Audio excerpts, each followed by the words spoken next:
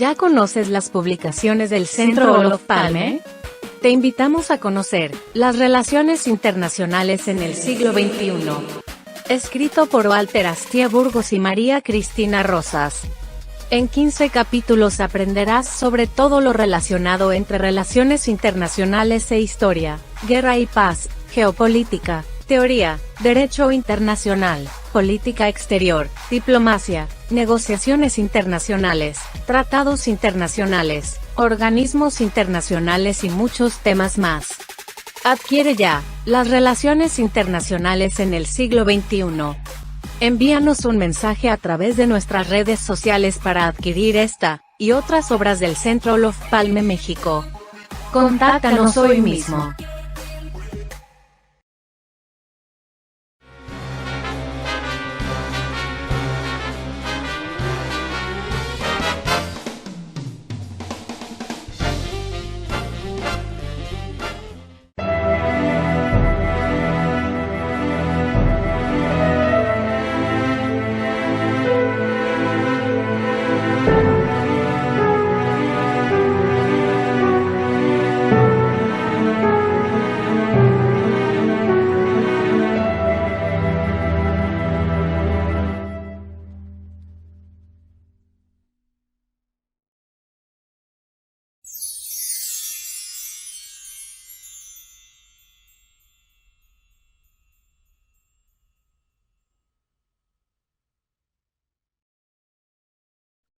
Muy buenas tardes, sean todas, todos bienvenidos a una emisión más de esta serie de entrevistas que les trae el Centro Olof Palme México para dialogar con connotadas personalidades sobre temas de interés para la comunidad.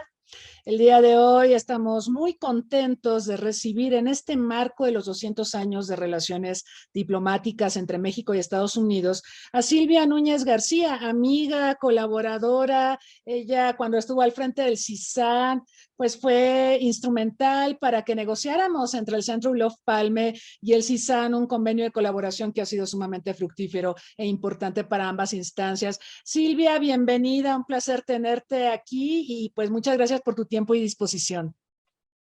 Querida Cristina, me siento muy honrada por esta amabilísima invitación. Ya sabes que nos unen muchas cosas, intereses intelectuales que compartimos, pero sobre todo, y creo lo más importante, pues una amistad ya de unos años en donde, como bien dices, hemos vivido aventuras compartidas, trabajando distintos temas, desde seguridad, elecciones en Estados Unidos, temas de medio ambiente, etcétera, etcétera, que bueno, pues han sido una enorme oportunidad para mí en el pasado y no lo sé, y no puedo decirlo y no. Ahora me sorprendes como siempre con esta capacidad creativa de innovar. He seguido la mirada a través de tus programas con todas estas celebridades que invitas. Yo no me siento para nada una de ellas, pero bueno, sí soy una entusiasta profesora también de la Facultad de Ciencias Políticas y Sociales, que por avatares pues me ha tocado dirigir el CISAN, como bien dijiste, y pues ahora la sede de Los Ángeles, pero quisiera empezar por felicitarte de verdad. Esta iniciativa tuya le llega no nada más a nuestros jóvenes estudiantes, sino a un amplísimo público en distintos países, que obvio, me imagino que la gran mayoría de ellos sigue las relaciones internacionales, aunque ahora el mundo en su conjunto y la humanidad tiene que seguir al mundo, porque no podemos entendernos si no nos ubicamos precisamente en medio de esta pandemia, de estos conflictos, etcétera. Así que te felicito ampliamente y te vuelvo a agradecer el que me invites para que platiquemos un poco de lo que ha sido la historia compartida y esta historia compartida también de México y Estados Unidos. Así que muchas gracias.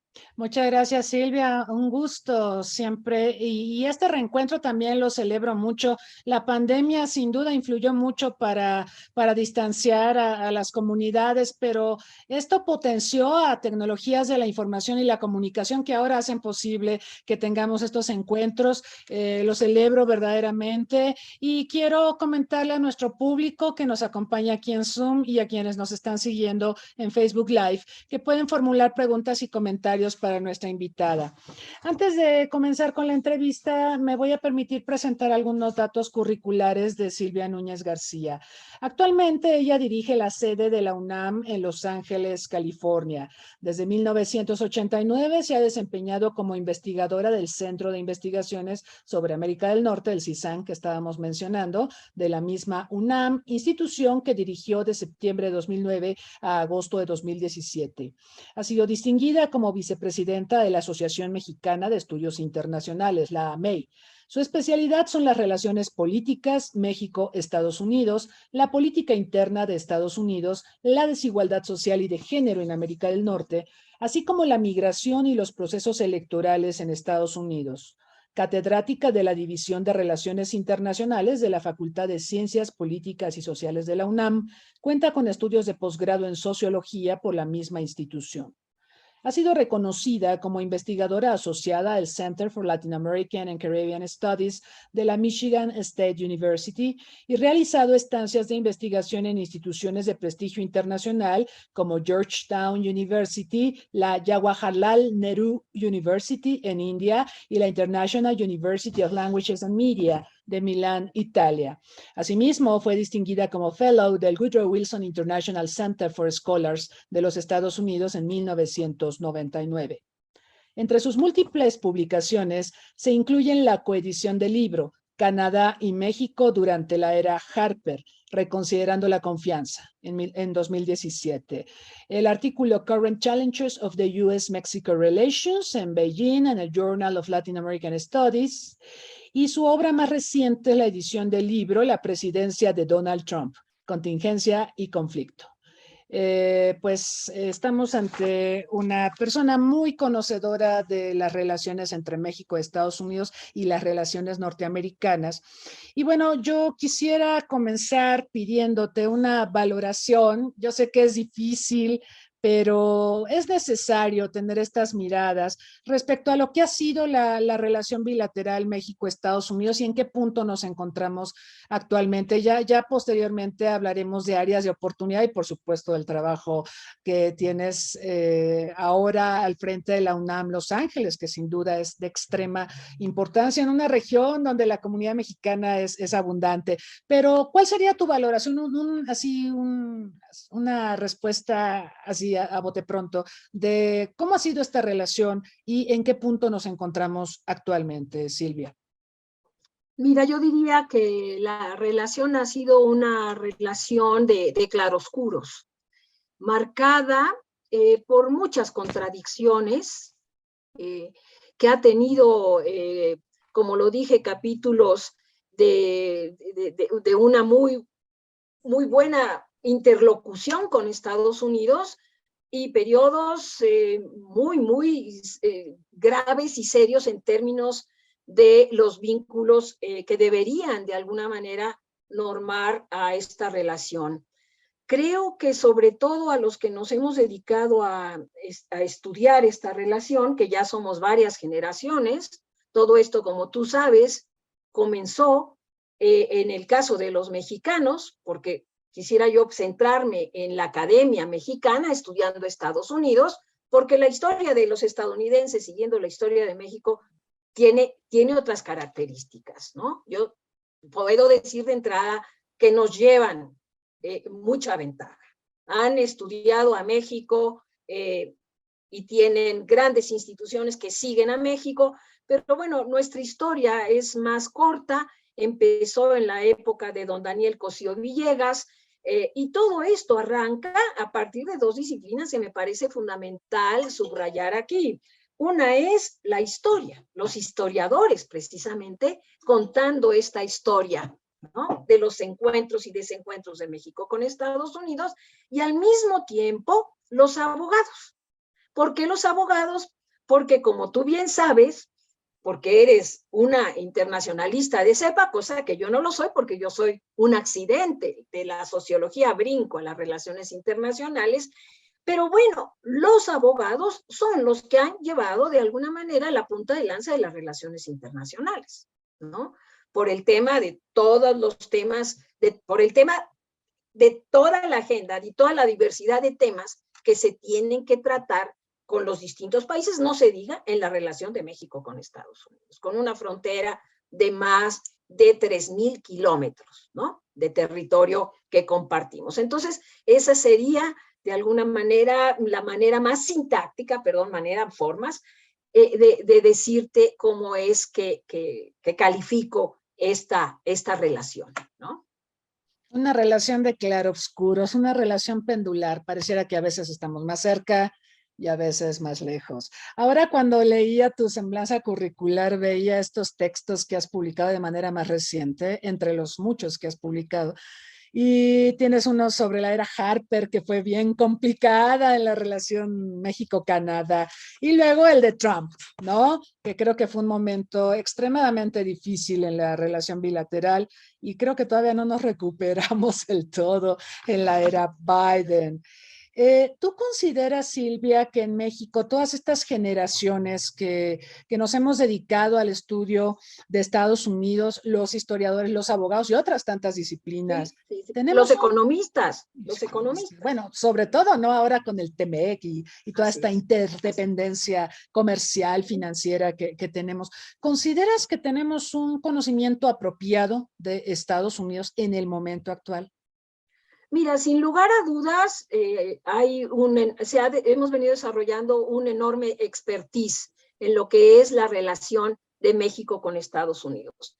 Pero yo soy muy crítica de lo que hemos logrado comunicar a las audiencias en México en términos de las características de esta relación. Y me parece que ahí hay un punto interesantísimo, porque quizá nos hemos centrado, hemos habitado una nube, ¿sí? Pero yo creo que tenemos un papel muy importante que jugar, que es en términos de acercarnos a distintas audiencias para que comprendan en qué nos parecemos y en qué somos diferentes. Y esto seguramente te pasa cuando te hacen, por ejemplo, periodistas entrevistas, ¿no? En un proceso electoral. En los Estados Unidos, pues yo ya tengo, voy a decirlo, más de 32 años en la UNAM y antes estuve haciendo, me dedicaba a Estados Unidos en el CIDE y en el Instituto Mora, previo a la UNAM. La pregunta de los periodistas y de las audiencias en general cuando viene una elección en los Estados Unidos es ¿con quién nos va mejor? ¿Con los republicanos o con los demócratas? Bueno, entonces ahí es donde yo digo, a los que nos hemos dedicado a este oficio, nos falta mucho por hacer. Tienes también cuando te invitan al Congreso, ¿no? Que vas con los senadores, que vas con los diputados, que te invita algún gobernador. Te das cuenta de los enormes y profundos vacíos que hay en términos de una comprensión, yo no digo que exhaustiva, pero sí comprensiva, ¿no? De quién es nuestro vecino. Ahora bien, en Estados Unidos, pues también pasa, pero hay una diferencia importantísima y es el hecho de la cantidad de mexicanos y mexicoamericanos que viven en los Estados Unidos, que tú sabes bien, son más de 35 millones de personas y ellos ya tienen una mirada distinta, una mirada, digamos, un buen número de ellos, una mirada transnacional, conocen y viven, por ejemplo, el sistema político de los Estados Unidos, ¿no? Y bueno, obviamente, de este país. Entonces, sí creo que debemos nosotros, los que hemos tenido la pasión, porque se convierte en una pasión. Así es. ¿No? Asignaturas pendientes que vale la pena tomar en cuenta. Creo que este trabajo que haces precisamente en estas plataformas permite eso.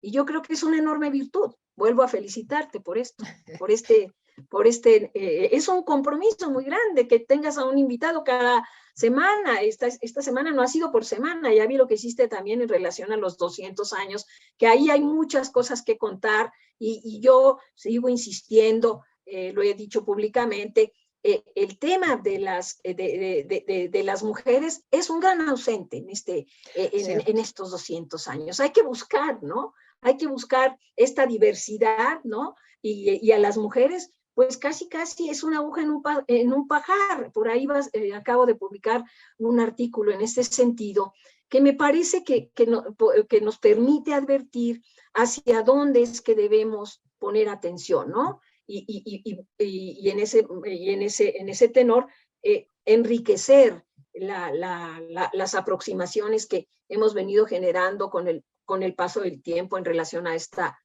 una relación que yo califico de única en el planeta Tierra, porque la dimensión de nuestra relación es muy poco conocida en muchos otros países, pero es enorme, toca todas las esferas de la vida cotidiana de las personas. No quiero decir nada más la parte estrictamente diplomática, ¿sí? Pero la esfera humana, que es ahí donde tenemos muchas cosas en las cuales nos parecemos a los estadounidenses, ¿no? Totalmente de acuerdo.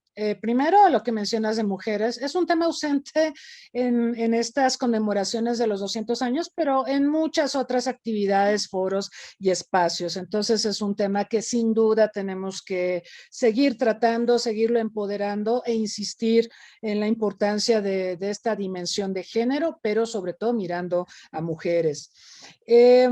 Ahora mencionabas varios aspectos que me llevan a empezar a acercarme al trabajo que estás haciendo en Los Ángeles y que se refiere a la diáspora mexicana. México, ya lo decías, millones de mexicanos viven en Estados Unidos. Hay descendientes de mexicanos que también se cuentan por muchos miles, y por supuesto que una diáspora sin duda puede ayudar a modificar las percepciones que se tienen sobre la otredad, ¿no? ¿Cómo ves el papel de la diáspora mexicana en este momento? Ahora estamos teniendo discusiones sobre el voto electrónico, por ejemplo, que digo, no solo tiene como destinataria a la comunidad que vive fuera de nuestro país o a los mexicanos que están en Estados Unidos, pero, por ejemplo, esto se ha estado debatiendo durante mucho tiempo y no lo hemos concretado. ¿Cómo estamos con la diáspora y qué tanto nos puede ayudar la diáspora a un mejor posicionamiento y conocimiento de México en Estados Unidos y viceversa? Sí, mira, tratas uno de los temas que han sido más fascinantes para mí, gracias a esta oportunidad que me dio el doctor Graue para estar en Los Ángeles bajo la responsabilidad de una sede que por otra parte yo quisiera nada más señalarles a la audiencia. La sede de Los Ángeles tiene más de 16 años de existir allá. El problema es que Los Ángeles, como todos ustedes saben, es una de las 2 ciudades globales del continente americano. El otro día escuchaba es una definición que le hacían a un profesor de Estados Unidos y que me pareció muy interesante. Cuando dice, miren, yo para hablar de ciudades globales, hablo no nada más de la dimensión que tiene en términos étnicos y culturales, religiosos, una gran urbe, ¿no?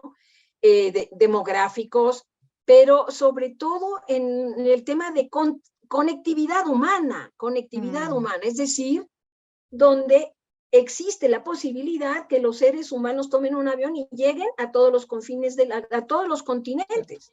Y eso, estas ciudades globales solamente en el continente americano hay 2. Una es Nueva York y otra es Los Ángeles, ¿sí?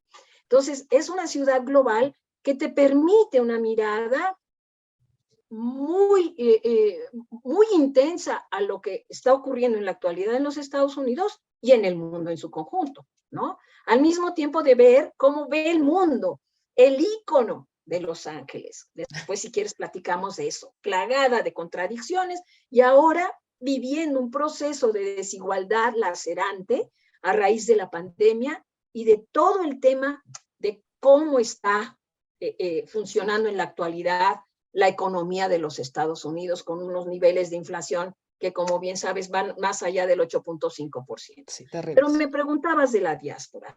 La diáspora mexicana en Estados Unidos, por principio de cuentas, no quiero que lo que yo digo aquí se tome como generalizaciones. La diáspora es todo un mosaico de diversidad, ¿sí?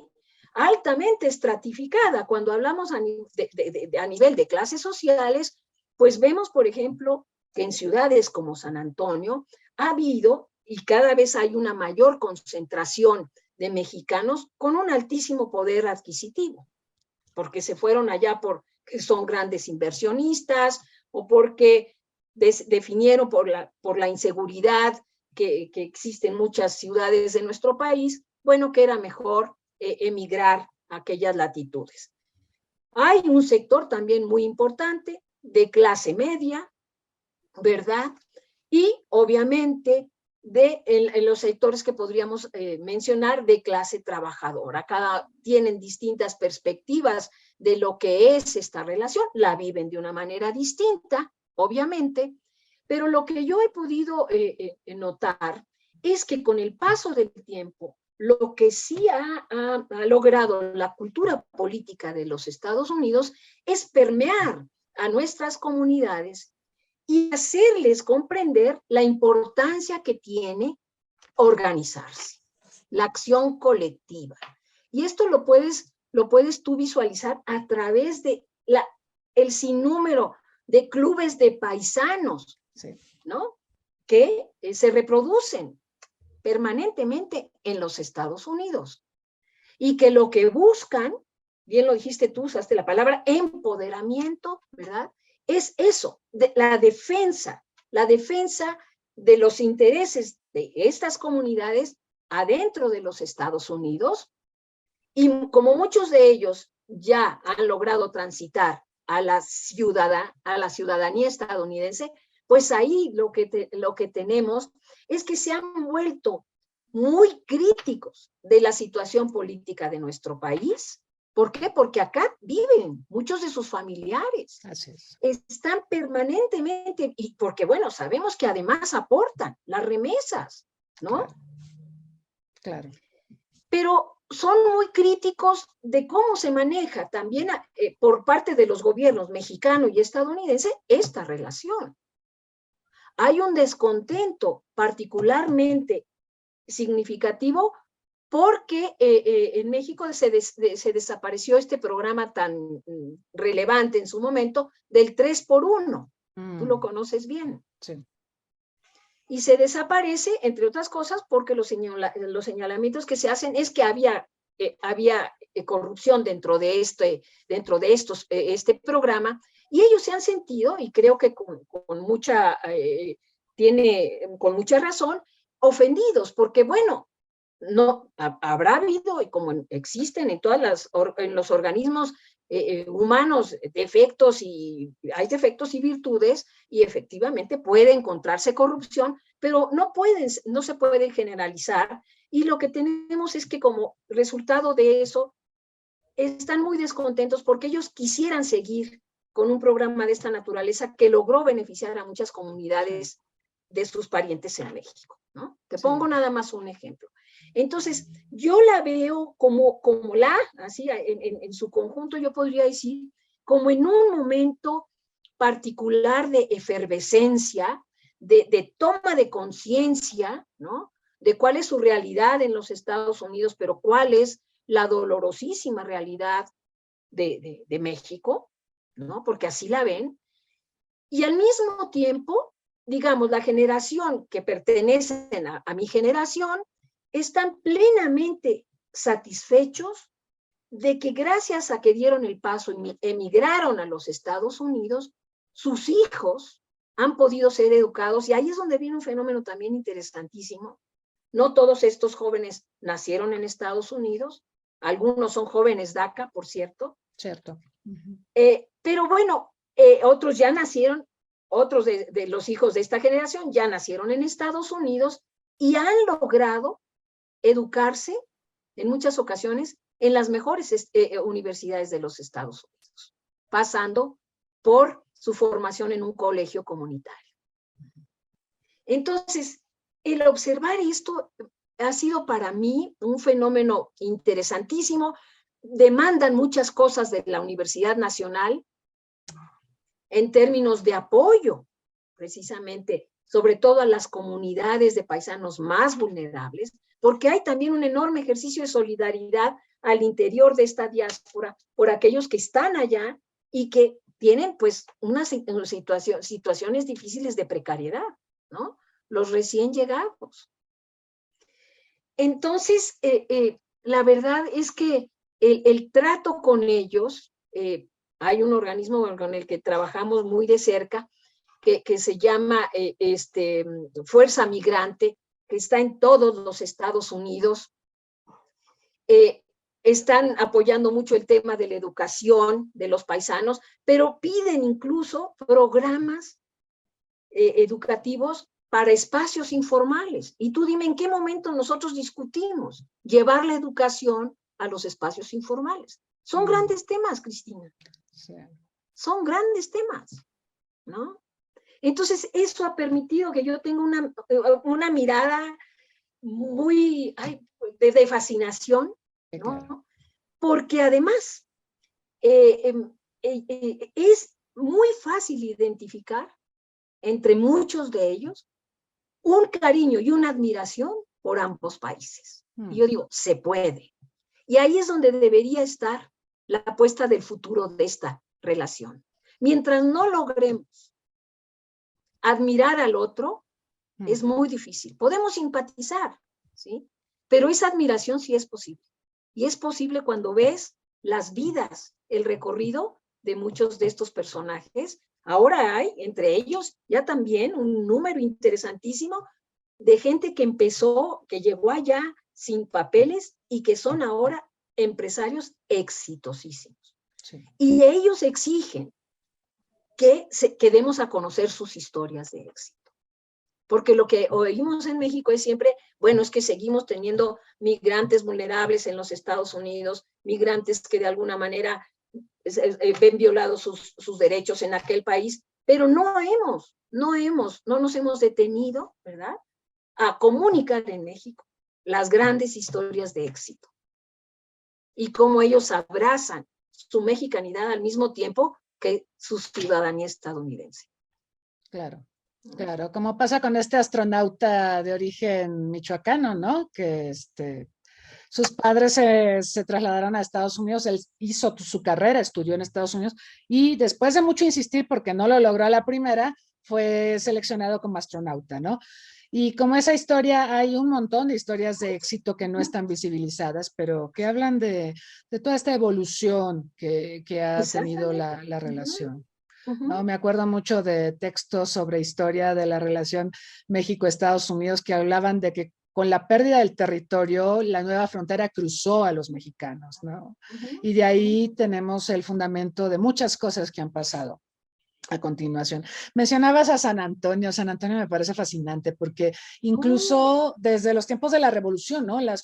Muchas familias acaudaladas se mudaron a San Antonio ante toda la efervescencia de la Revolución Mexicana. Y ahora nuevamente vemos familias de cierto poder adquisitivo, como bien lo señalabas, que ante la inseguridad, la violencia en nuestro país se trasladan a San Antonio. Pero pues eso le da una peculiaridad a San Antonio que la distingue de Chicago y que la distingue de Los Ángeles y así. Y en este punto es donde te quisiera pedir pues que nos contaras un poco el trabajo que está haciendo la UNAM Los Ángeles. Decías que tiene 16 años de existir.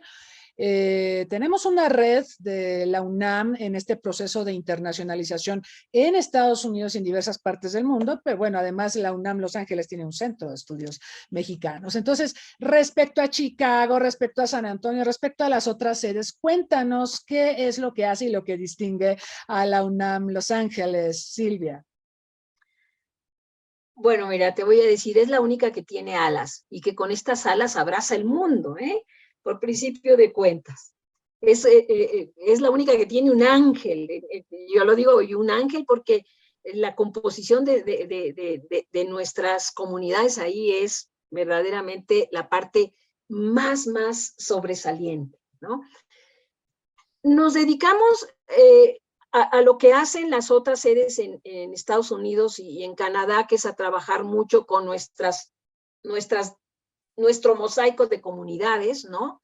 Promoviendo programas educativos y promoviendo también actividades culturales muy enfocadas a dar a conocer en el público que no conoce de México cuáles son nuestras tradiciones y costumbres, pero también para vivir en comunión con estas comunidades, con esta diáspora, en la celebración de las mismas, ¿no? Desde el 5 de mayo, que por otra parte, pues hay que aceptarlo.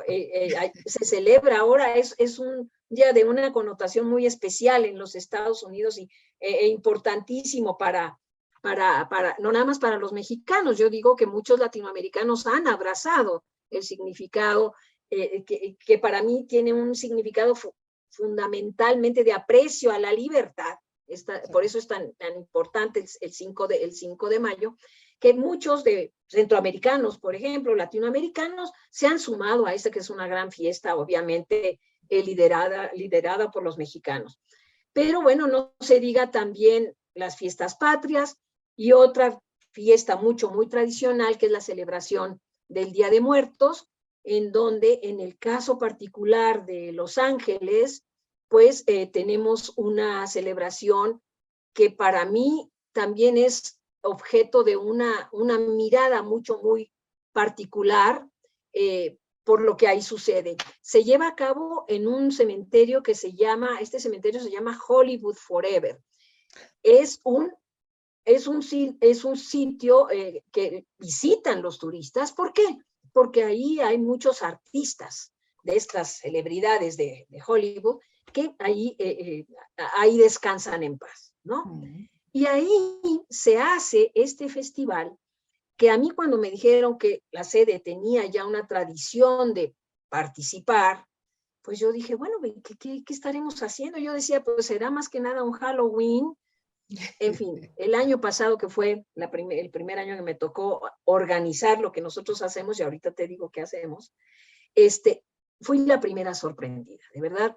El tema de cómo están cultivando el origen de nuestra fiesta de muertos en los Estados Unidos, ahí en concreto en este cementerio, es grandilocuente. Yo digo, no tengo palabras para expresar la riqueza.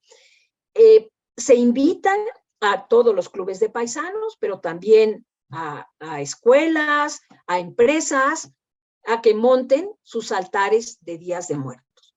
Y hay un concurso para los altares tradicionales, otro concurso para los altares que siguen la pauta de cada año se escoge a una deidad del México prehispánico, ¿no?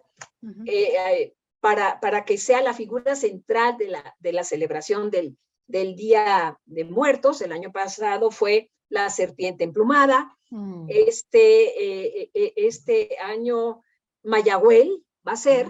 Entonces, o montas un altar tradicional o te vas por esa otra línea y tienes que montar tu altar que haga alusión a Mayagüel, ¿no? Y hay otros más que permiten ya una visión mucho más contemporánea, pero de Halloween ahí no hay absolutamente nada. Lo interesante también es que las personas que van a recorrer, es un solo día la fiesta, a recorrer el cementerio, van vestidos con los trajes mexicanos, usan los trajes mexicanos. Nosotros, pues sí, hay muchas festividades, pero pues aquí en realidad en México los niños se están poniendo más pues los disfraces de Halloween. Yo no los veo que utilicen, ¿no? Desde los trajes de charro, por ejemplo, las niñas allá, ¿no? Charros y charras, pero también van de adelitas, desde la mamá y las niñas, pero bellísimas vestidas, ¿no? hay una recreación de la música también mexicana.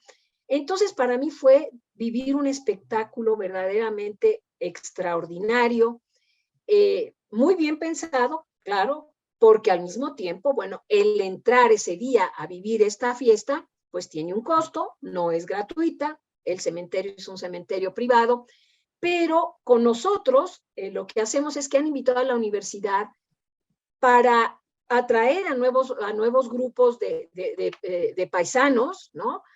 Y que se acerquen y que participen como altaristas.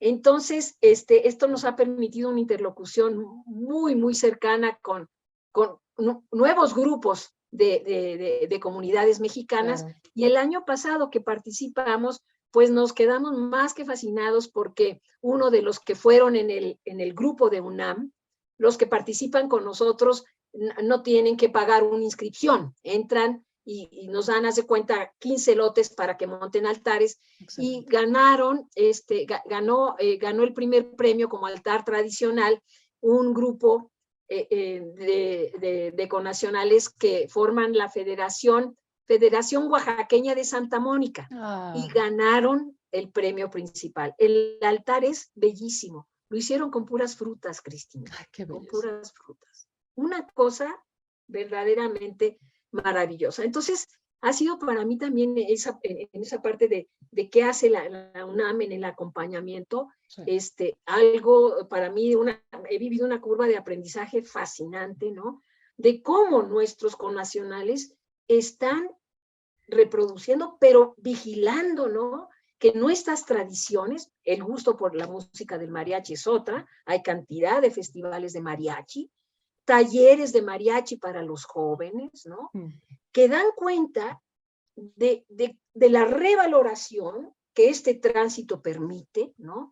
De muchas cosas que si tú vives en México, como dicen, las das porque te rodean y nada más, pero ni siquiera piensas, ¿no? En que esas tradiciones, si no las cultivas, se alteran, se modifican, ¿no? Y acaban siendo otra cosa, ¿no?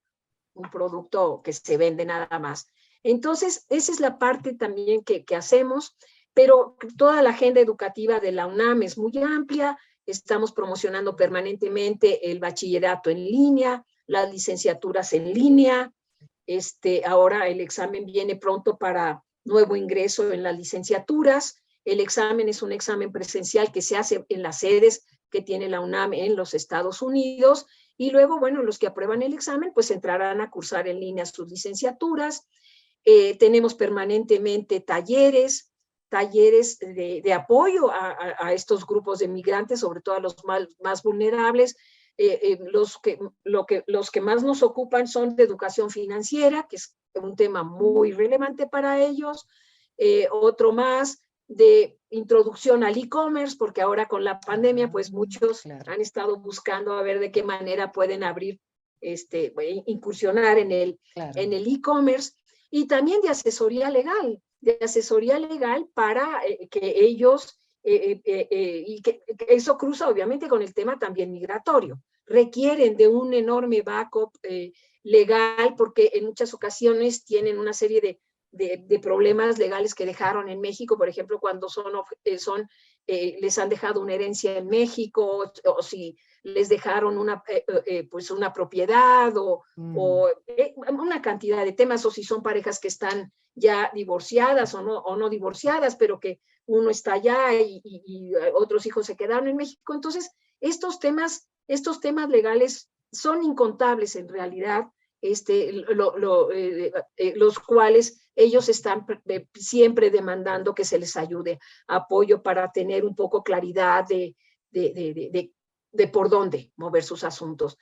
Hacemos muchas cosas también con el consulado, porque yo me atrevería a decir que dada la situación tan difícil que tiene nuestro país y que se ha visto reflejada también en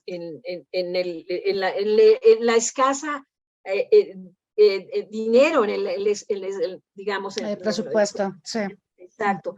La escasa cantidad de recursos que ingresan ahora a los consulados y a las embajadas, pues yo digo que la Universidad Nacional, a través de sus sedes en el extranjero, ha entrado como uno de los brazos más fuertes del poder suave de México. Bien. Así es como leo la actividad de nuestras sedes en los Estados Unidos, por principio de cuentas. UNAM, el poder suave de México, formidable. Sí, sí, coincido absolutamente. Tenemos varias preguntas, Silvia, y tienen que ver con cosas que has estado planteando.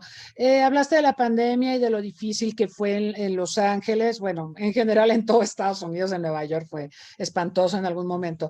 Pero te preguntan que, ¿cómo impactó esto a la UNAM Los Ángeles? Si la pandemia, pues, restringió tantas actividades, ¿cuál fue el impacto para la UNAM Los Ángeles, Silvia?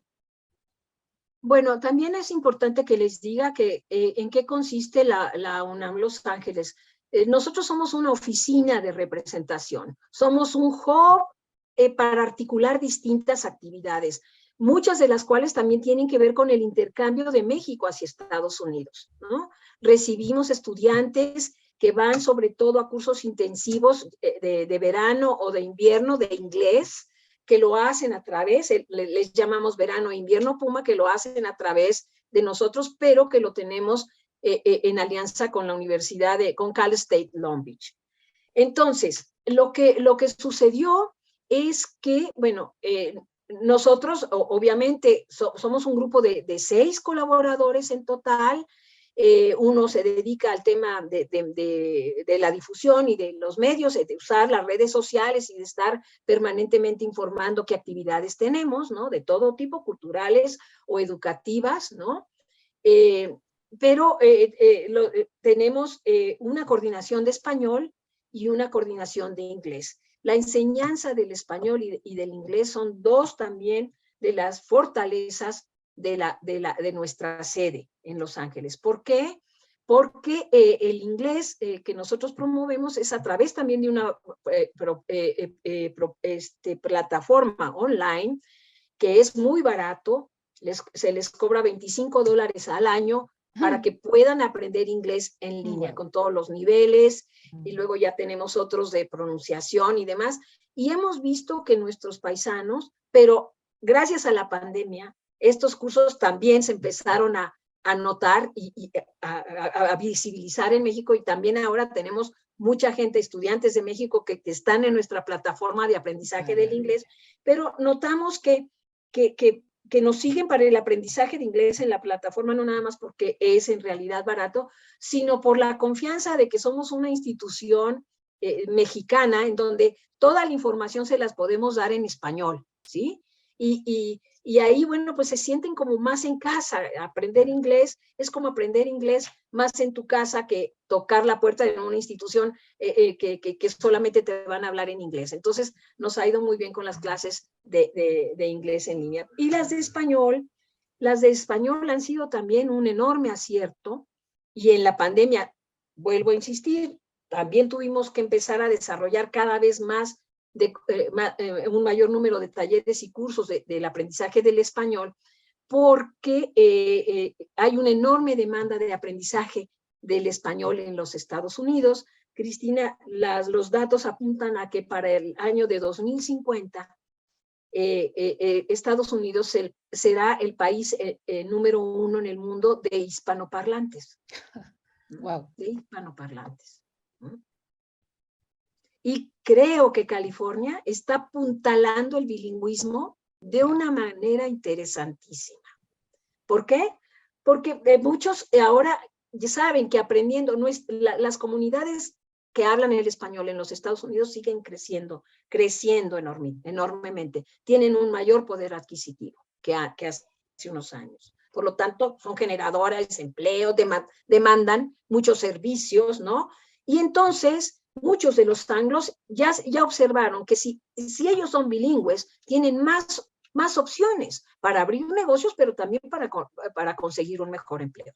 Y lo que cierra de alguna manera, de forma virtuosa, lo que estamos haciendo en relación con el español, y que tiene que ver con la historia que aquí te cuento, es que el Distrito Escolar Unificado de Los Ángeles, que es el segundo distrito escolar más grande de los Estados Unidos, el primero está en Nueva York, por eso hablaba de estas ciudades globales. Claro.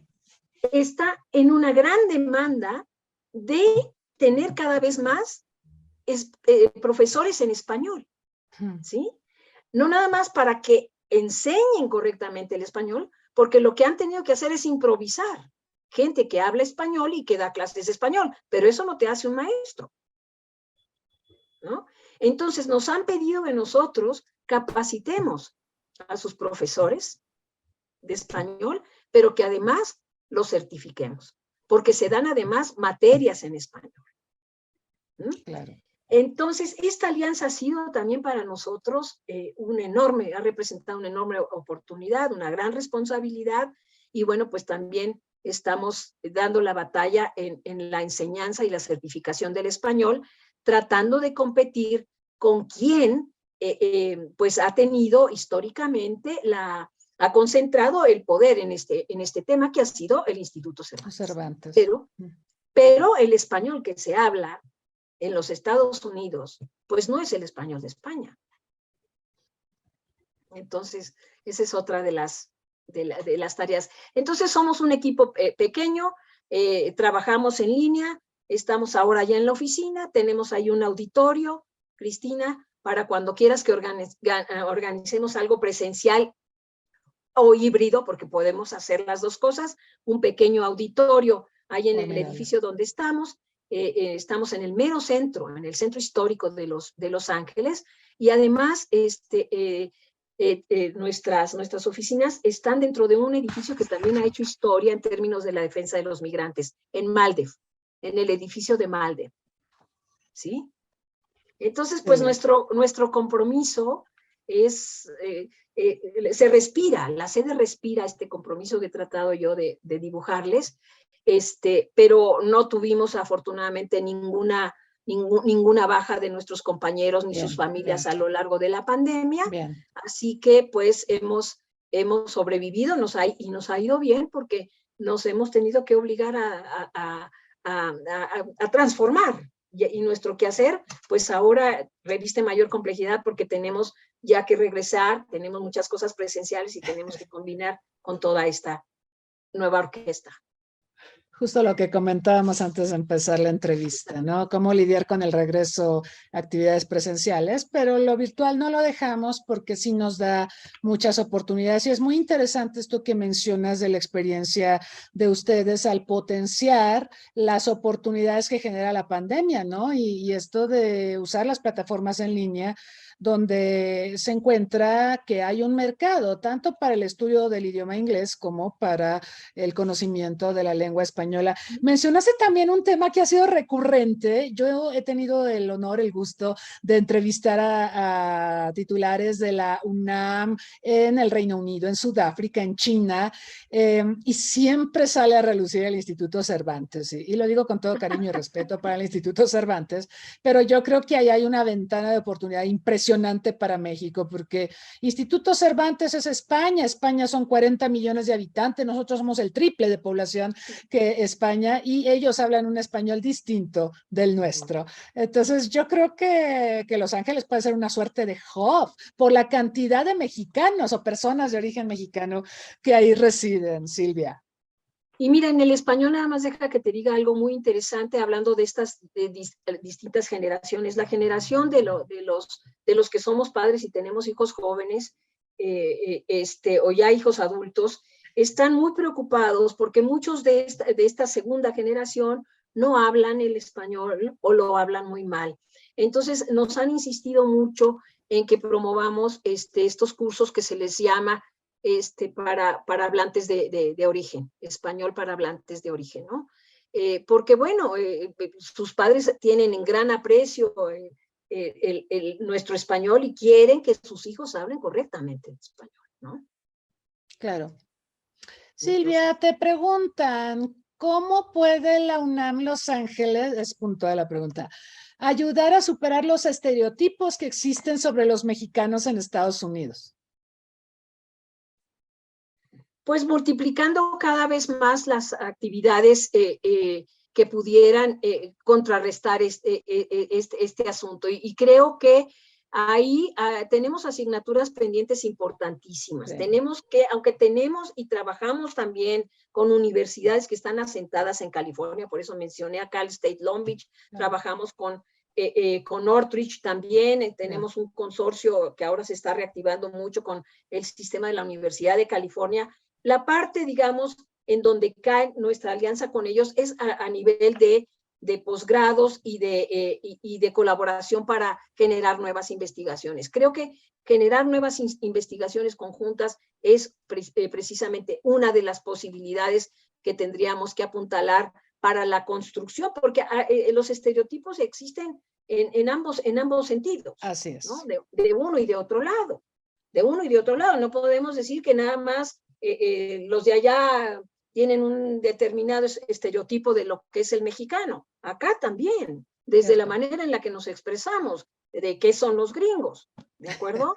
Exacto. Entonces, ahí es donde viene la construcción, la gran construcción de futuro. Tenemos que dedicar parte de nuestra energía a que se conozca el trabajo, bueno, de la sede, pero a invitarlos a que participen con nosotros, a que nos den nuevas ideas, ¿no?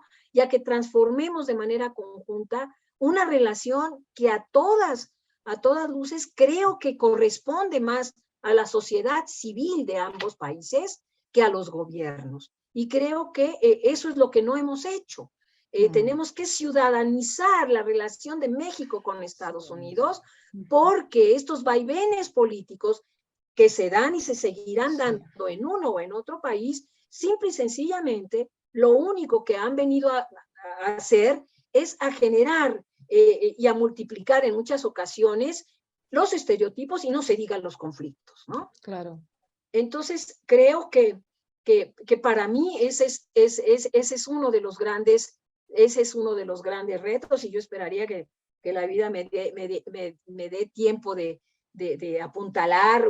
Sería fascinante que impulsáramos, por ejemplo, un grupo de nosotros, así como existe el diálogo económico de alto nivel, que yo digo, bueno, hay que reconocer a los empresarios que ellos han tenido la visión de empujar al futuro la relación de México con Estados Unidos, ¿sí? Y yo digo que debemos impulsar un diálogo de sociedad civil de alto nivel en México, los Estados Unidos y Canadá, si es que realmente creemos en que la comunión de estos tres países es perfectible, ¿no? Claro. Y podemos apuntalar un horizonte, pues, de beneficio para los tres, porque lo que tenemos al día de hoy, y creo que con la pandemia debemos subrayarlo, es que las asimetrías crecieron entre México y Estados Unidos y Canadá. Más allá de que al interior de cada uno de estos países también las desigualdades se multiplicaron, ¿sí? Pero las asimetrías, ahora la brecha que nos separa de Canadá y de los Estados Unidos, vean ustedes en el Índice de Desarrollo Humano de Naciones Unidas, ahí está apuntalado, ¿no?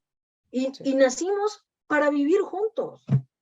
Bueno, tú me dirás si no. Somos vecinos irrenunciables. Claro. Entonces, nos falta conocernos más y sobre todo identificar en dónde están los puntos en donde tenemos los problemas que son comunes y podemos, sin duda alguna, la educación es uno, ¿no? Claro. Buscar la manera de potenciarla, de validar, que no sea una tortura, de que apuntalar una educación de calidad en la región y también, yo digo, la migración circular, porque veo con enorme preocupación. No quise apuntar de las cosas que me preocupan, voy a decir nada más una. Me preocupa enormidades el tema de que México está perdiendo a una velocidad vertiginosa el capital humano. Sí. Y la gran mayoría de este capital humano que sale de nuestro país está nutriendo precisamente el capital humano de los Estados Unidos. Qué ironía. Gracias. Suscribo esto de la ciudadanización de las relaciones México, Estados Unidos, México, Canadá, porque efectivamente hemos visto muchos vaivenes con ciertos gobernantes. Comentábamos lo de tu libro donde analizas a la administración Harper. Yo creo que ahí tuvimos un tropezón tremendo en la relación bilateral. El tema de las visas hizo mucho daño y aunque, bueno, posteriormente se trató de enmendar, creo que todavía no nos recuperamos de ese trancazo, ¿no? Y otro tanto podríamos decir de Donald Trump. Entonces, yo creo que, bueno, los políticos pueden tratar de dirimir controversias, pero la ciudadanización de la relación me parece toral, porque la relación sigue, ¿no? A niveles, digamos, de ciudadanos, de empresarios, así como lo hemos visto en el ámbito económico que sigue y sigue y sigue, pues también en estos terrenos más sociales, más, ¿no? Claro, exacto. Culturales. Sí, sí, sí, totalmente. Silvia, se nos acaba el tiempo, pero hay un par de preguntitas antes de pedirte un mensaje final. Te preguntan que si películas como Spectre y Coco han ayudado a visibilizar más a México en Estados Unidos, y está relacionado con la pregunta de los estereotipos. Y si esto no ha llevado a la par a estereotipar más a México. Claro que han ayudado a estereotipar más que nada a México, sobre todo la de Coco, digamos, quisiera centrarme porque aquí se convirtió en México en una, pues, bueno, es que, Sí. bueno, todos los padres querían llevar a sus hijos a ver Coco. Y a mí una de las cosas que más me perturba, porque he observado con mucho detenimiento el cine infantil, no nada más Coco, muchas películas, te doy otro nombre, Un Chihuahua de Beverly Hills. Sí, sí, sí. Hay una película, Sí, sí. ¿no? Pero bueno, pues sabemos la connotación del Chihuahua. Es el perro pequeñito, ¿verdad? Vulnerable, mientras que el pastor alemán que sale en la película era un pastor alemán con otro papel, ¿no? Un perrote. Y en Coco pasó exactamente lo mismo. Pasa exactamente lo mismo. Podrá ser una película simpática. Hay una parte que me parece, digamos, la animación es fantástica, ¿no? El tránsito al inframundo me gustó muchísimo, pero el personaje no. Porque volvemos a este tema de que, a ver, este mensaje muy directo a los niños mexicanos es que sueñen en ser un mariachi. ¿Por qué no pusieron a un astronauta, a un niño mexicano? Por ejemplo. ¿Sí? A una niña. Claro. Hagámoslo más, que sea una niña mexicana que vive en una comunidad de ciertas características, soñando en ser una gran ingeniero, ¿no? O la líder de un país. Entonces, estas sutilezas me parece que no son gratuitas, no son gratuitas. Hay que hacer una lectura muy crítica, ¿verdad? Claro. De cómo, claro, nos están llegando. Claro, si tú lo ves y dices, ay, la abuelita qué tierna. No, pero ahí hay un mensaje perfectamente bien calibrado de para qué sirven unos y cómo los queremos, para qué cosas, ¿no? Entonces, yo creo que efectivamente estas maneras de comunicar quiénes somos unos y otros no es asertiva, y ahí es donde creo que, bueno, lamentablemente, no nada más hablemos del cine, las series de Netflix, ¿no? La de Ozark, todo lo que pasa allá adentro, ¿no? Entonces, este es uno de los grandes temas que para eso deberíamos tener comisiones de la sociedad civil organizada que vieran con una mirada muy crítica esto de ambos lados para decir, a ver, momentito, sabemos que estas cosas pasan, pero estarla recreando, pues genera y hace que la desconfianza se profundice. Lo que necesitamos contrarrestar es eso precisamente, la desconfianza que muchos sectores de la sociedad de los Estados Unidos, que además ahora desconfían no nada más de los mexicanos, sino de los asiáticos y de los judíos, etcétera, etcétera. Sí, ¿no? Terrible. Busquen fórmulas alternativas con mensajes diferentes, inteligentes, ¿no? Que empiecen a llamar y a sacudir la atención y ojalá las conciencias, ¿no?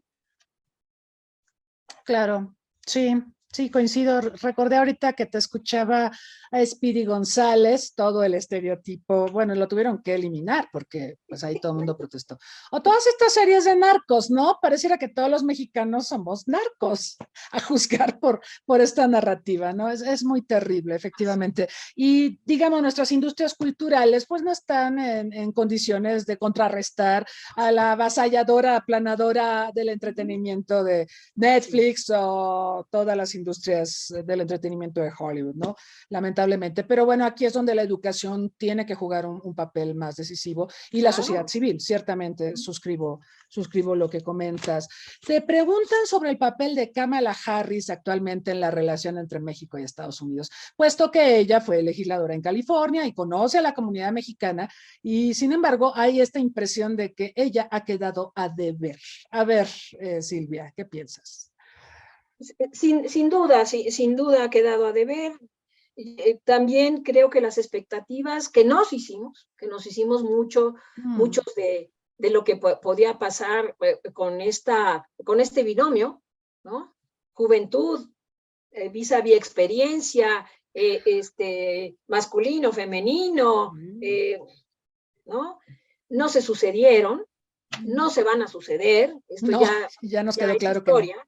Ya es historia, pero sí volvemos al tema de la curva de aprendizaje, que es lo que me parece interesante. Harris no va a ir ya más lejos después a menos de que muriera Biden, pero ya los republicanos tomaron cartas en el asunto y yo creo que ni dentro de los propios Estados Unidos, pues tiene seguidores. O sea, la mujer no tiene las habilidades, digo yo, muy probablemente tampoco el interés, no sé, ¿no? De ir más, de ser más outspoken en momentos muy difíciles de los Estados Unidos, en donde a lo mejor lo que está es totalmente rebasada, porque eso también son hechos contundentes, ¿no? Sí. De que no hay manera de que su atención, sus energías pudieran ir por otro lado.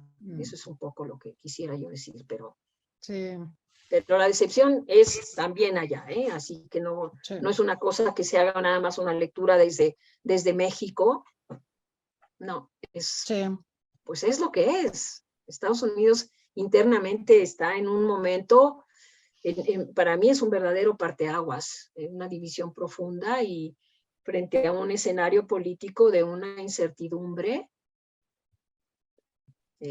ominosa, ¿no? Terrible. Pero sí, con signos de franca declinación, aunque no quieran aceptarlo así, ¿eh? Pero yo creo que muchos estadounidenses ya no aspiran a que su país, esto es por lo menos la sensación que yo tengo, no aspiran ya un gran número de estadounidenses a ser la gran potencia. Y esto es lo que está cambiando a ese país.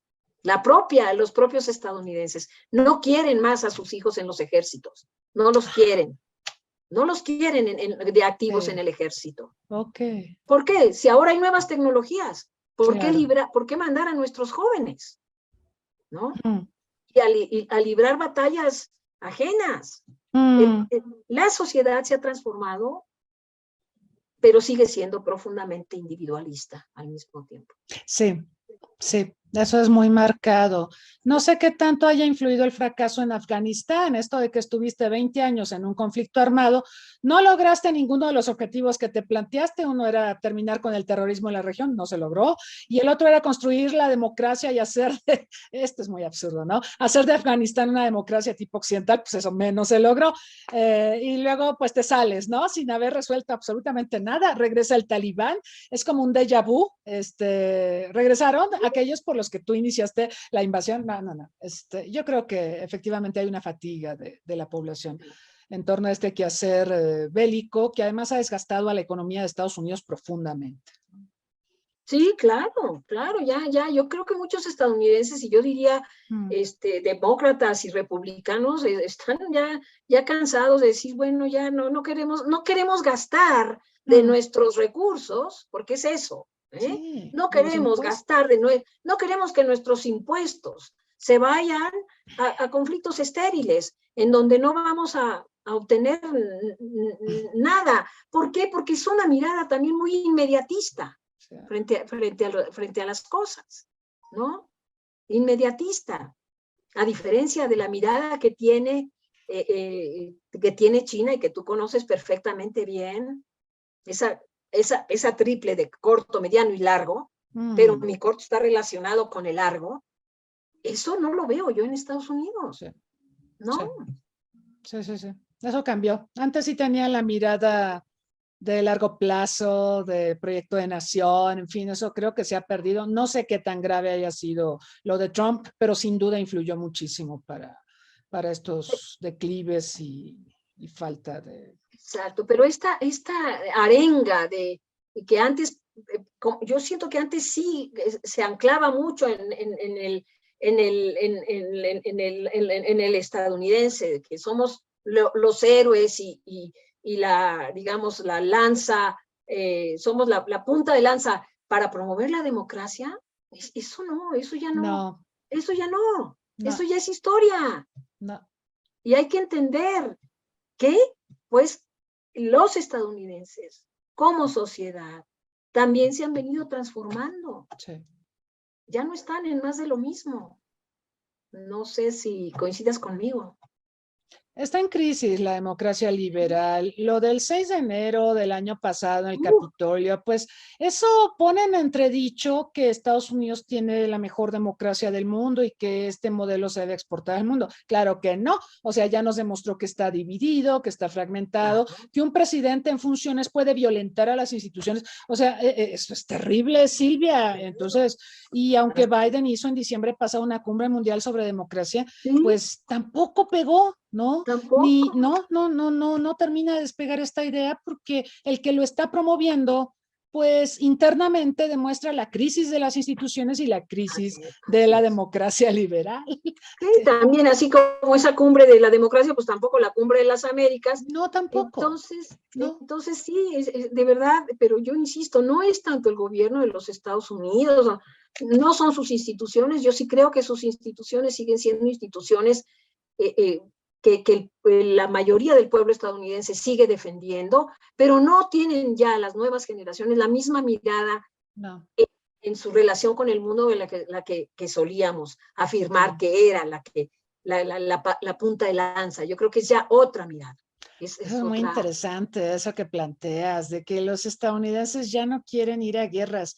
Es como lo que le ha pasado a Japón, ¿no? Que ya están hartos de esta restricción de que no pueden tener fuerzas armadas cuando tienen un montón de desafíos en la región, ¿no? Son nuevas generaciones, o sea, ya no pueden pensar igual porque los contextos cambian, ¿no? No pueden pensar igual que las generaciones que les antecedieron. Entonces, Así es. es un momento fascinante desde el punto de vista de nuestras disciplinas sociales, la ciencia política, las relaciones internacionales, pero también es preocupante, Silvia, muy preocupante.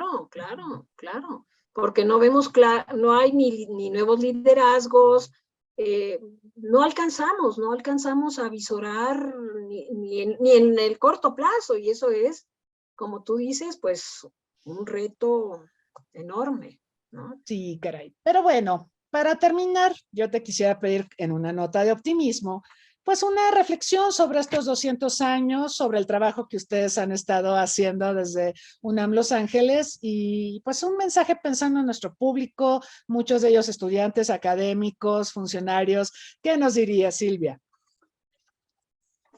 Pues me pediste varias cosas para el final, trataré de Bueno, como responder siempre, a es como la dos. shopping list.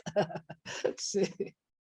Bueno, mira, dirigiéndola a tus audiencias, yo les diría que, que, que busquen nuevas fórmulas para entender la relación bilateral y no se diga una mirada de mayor profundidad a los cambios que se suceden al interior de los Estados Unidos, en términos políticos y en términos sociales. No quiero entrar al tema económico. Hay muchos pequeños orificios en esta realidad tan compleja, ¿no? Que vale la pena, en los cuales vale la pena fijar la mirada, detenernos un momento. Creo que aquí ya de alguna forma brincaron varios, ¿no? Desde el cine, qué sé yo, las mujeres, todo este mosaico de diversidad, el empoderamiento de nuevos actores. Que se entretengan un poco en no ver a México, Estados Unidos, a través de las lentes tradicionales que seguimos viendo la relación, ¿no? Que si la parte estrictamente de los tratados comerciales, que si la parte de la seguridad. Es que la agenda, les digo, es que no se mueve, es que no la hemos movido, no la hemos sacudido, ni siquiera, es el mismo traje y ni siquiera nos hemos tomado la molestia de voltear el pantalón para lavarlo por al revés. No sé si me explico, ¿no? Y esa es una de las cosas que yo les pediría a las nuevas generaciones. Optimistas seré siempre. Aquellos y aquellas que nos toca trabajar con los jóvenes, si no sabemos estimularlos hacia el optimismo, es que no podríamos estar en este oficio. Entonces, creo en el futuro de esta relación, por supuesto que creo en el futuro, y estoy convencida de que nos podemos admirar los unos a los otros. Estoy plenamente convencida que el futuro de la relación lo van a apuntalar aquellos actores que aprecien y abracen, ¿verdad?, esta transnacionalidad, ¿sí?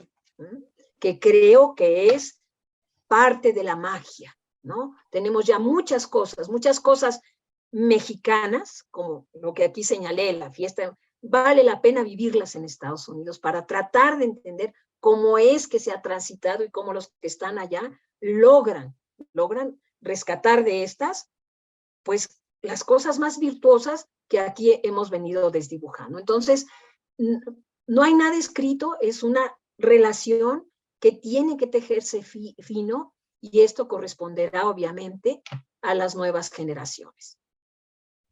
Y pues te agradezco muchísimo porque tú eres un gran ejemplo para abrir nuevas posibilidades de encuentros, ¿no? De encuentros y conocimiento. Muchas gracias, Silvia. Te agradezco mucho todas estas reflexiones, tu tiempo. La realidad es que quedan muchos temas en el tintero y espero que tengamos oportunidad de volver a conversar. Me encantó tu optimismo y también que señalaras esto del trabajo fino, estos encuentros, este respeto en la relación bilateral que creo que a veces se pierde en ciertos niveles, pero que es esencial para que podamos avanzar en la agenda tan compleja que nos ocupa entre México y Estados Unidos. Te agradezco mucho, agradezco a nuestro público aquí en Zoom, a quienes nos acompañaron vía Facebook Live, agradezco las preguntas que nos formularon, que sin duda enriquecen mucho esta entrevista. Me permito recordarles que los días viernes estamos desarrollando este seminario sobre 200 años de relaciones diplomáticas México-Estados Unidos, y este viernes vamos a hablar de las relaciones económicas, justamente TEMEC, y además de las remesas, que es un tema insoslayable, es un tema fundamental para todos, y los esperamos este viernes 2 de septiembre a las 9 de la mañana. Les agradecemos nuevamente su participación, los invitamos a visitarnos en redes sociales y síganse cuidando. Hasta la próxima. Hasta pronto. Felicidades. Gracias, Silvia.